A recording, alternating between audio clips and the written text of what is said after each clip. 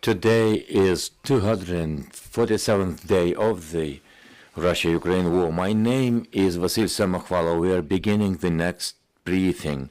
Today we are talking to Iurii, Ihnat, Speaker of the Air Force Command of the Ukrainian Armed Forces. Welcome, Colonel. The rocket attacks by Russia have become more rare, but they are more massive. Over the last couple of days, we haven't seen any rocket attacks. What is the change in the tech by Russians? We have grown very quickly to something which is quiet. Let me remind you of the days on the 17th, 18th, 23rd, when we were attacked by the rocket assaults. There is no time for relaxation. The enemy sees that they are quite successful in ruining our civil infrastructure. Of course, they are changing their tactics. There seems to be a lack and shortage of rockets, and they have such allies as North Korea and Iran to supply to make up for these shortages. The Iskander rockets are something that they are at the level when they have almost expired them, and they are trying to get the replenishment from Iran. Other types of rockets, as of now, is a deficit equipment for the terrorist state.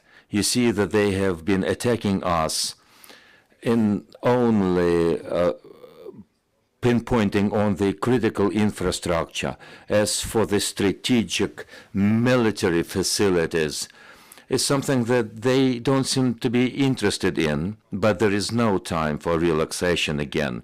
As statistics show, they are attacking our electricity generating capacities, especially on the 10th of October when 84 rockets were launched, 55 the types X-55 and 101, the most expensive on their repertoire. They have been not sparing them.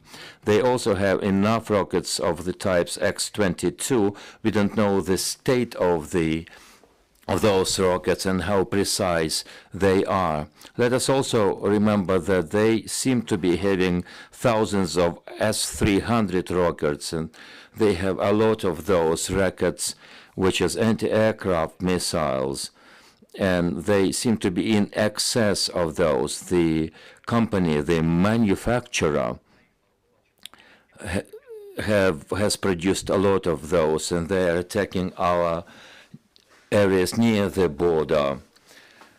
They have undergone some handmade upgrade, and the range of those rockets is at the level of 150 kilometers. When they attack Zaporizhzhia, Mykolaiv, or Kharkiv, the level of precision drops down. Unfortunately, as a consequence is that the civilians suffer from those attacks.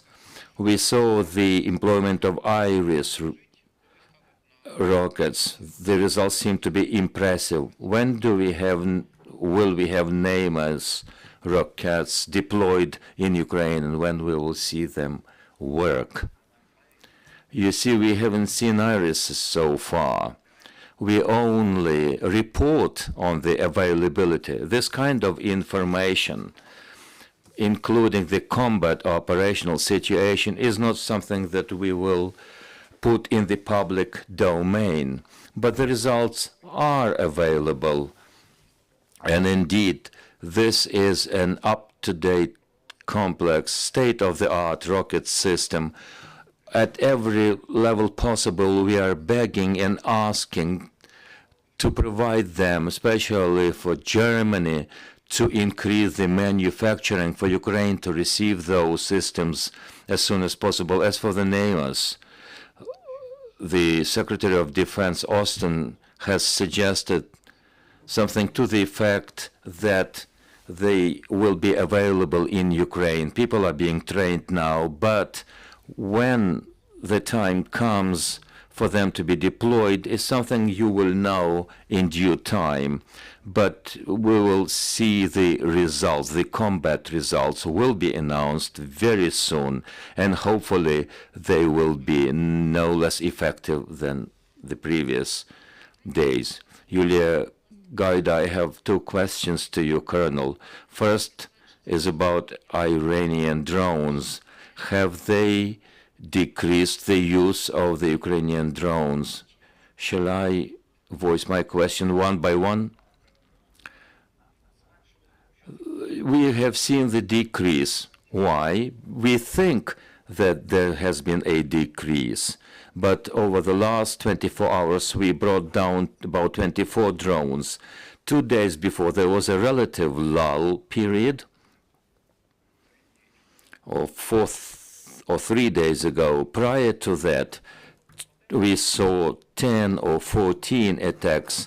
So they're using the waves of those attacks, not on everyday basis. There are some operational and strategic goals that they seem to pursue. And it is clear that they have been exhausted by our air defense systems.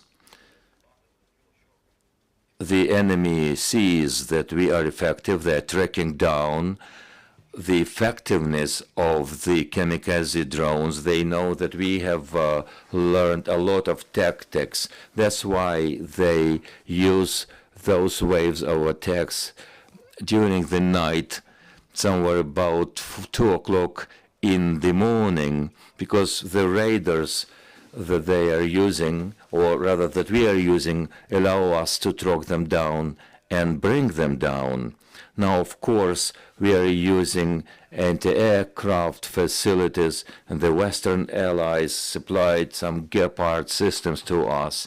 You should remember that anti-aircraft systems don't have such a range of effectiveness as other systems do. But somewhere about this 13th of September, when the first Shahed kamikaze drone was brought down in Kharkiv region, until today we have seen more than 300 Iranian kamikaze drones brought down. There are other types of UAVs that they're using. We are also bringing them down. But these are, in general, the results. Why have we seen such a decrease that the attacks are not taking place on everyday basis? It has to do with the supplies, I think. We don't know how many of them they have, including Shahed 136 Iranian-made drones. Perhaps they were delivered through the Caspian Sea. We have heard something to the effect that Russia has ordered 2,400 of those. We don't know whether the Iranians, are able to supply or to manufacture them in the volume that Russia asks for. So, indeed, the intensity of drone attacks has decreased. Second question, will Ukraine use drones to attack the enemy? And can we say that this will change the nature of the war? You know, the drone word is a generic term. When we say drones, we sometimes it means something different. Beginning with 2014, when Ukrainian volunteers have provided something of the UAVs, including the vehicles that help our artillery personnel. This is a very important segment of unmanned aviation, which is a part and parcel of our defense. We've got a number of different UAVs, Ukrainian-made, including kamikaze drones that have been supplied by our allies. We are also expecting Switchblade 300 that partners are likely to deliver to us. A couple of the sets of these assault drones 600 type, and they are very powerful.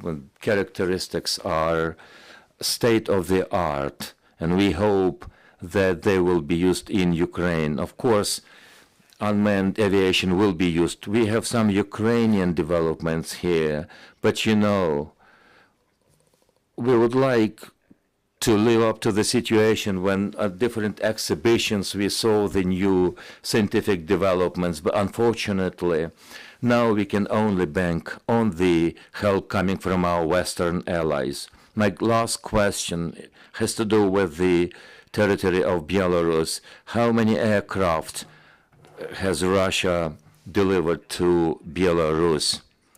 You see, I have not been particularly focused on that problem. The command of the Ukrainian Air Force are in the know and have the full picture of the situation about Belarus, Russia, and occupied territories, and the points where the aviation is concentrated.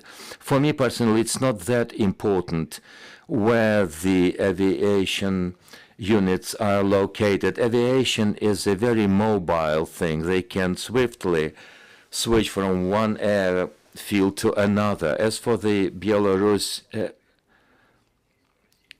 airfields, the Russian aviation has always been present, including helicopters and fighters and bombers.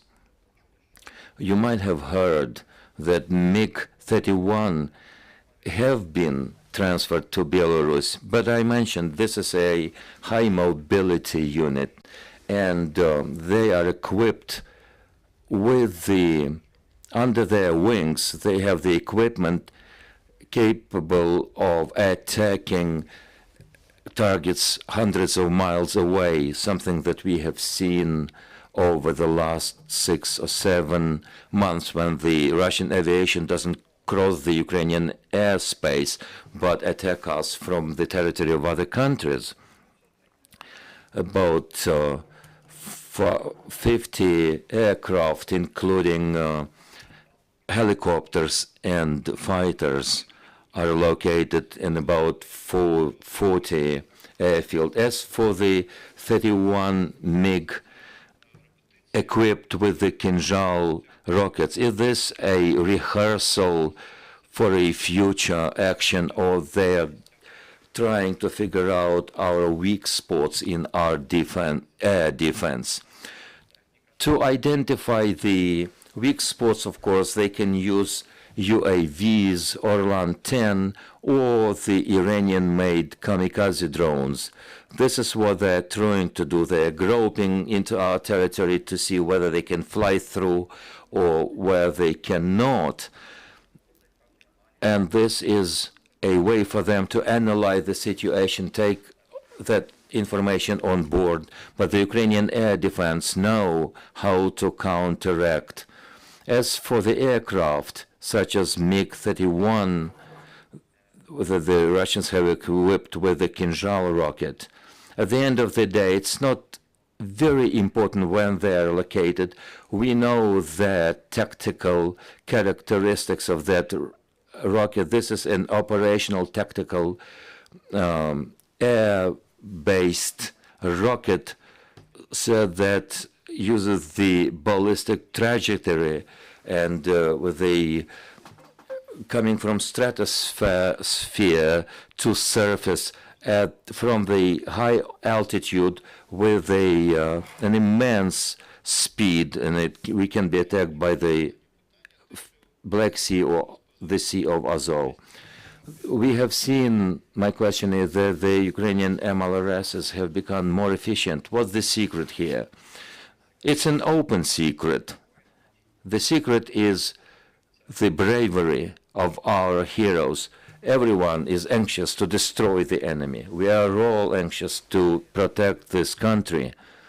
And against that backdrop, the patriotism of our heroes, patriotism is something that we take for granted now, but we also are aware that what is very important is the general concordance between and among different units and types and services of the armed forces, including fighting capabilities and radio warfare, mobile groups, and we are tracking them, the enemy and their capabilities, to make sure that we have a full picture, a full awareness. If Shahed is coming in, and it's not that fast, but it is very difficult to track down, although those explosive drones can be tracked down. We know the sound of it. This is where we need maximum concentration and a lot of interaction. It comes with the expertise. We have heroes that have brought down 4 or more cruise missiles, and of course these heroes have saved a lot of lives. Thank you very much. We've been talking to Iurii Ihnat, the spokesman for the Air Force Command, who's been talking about the Ukraine defense in the air. We will continue our work next week. Stay tuned.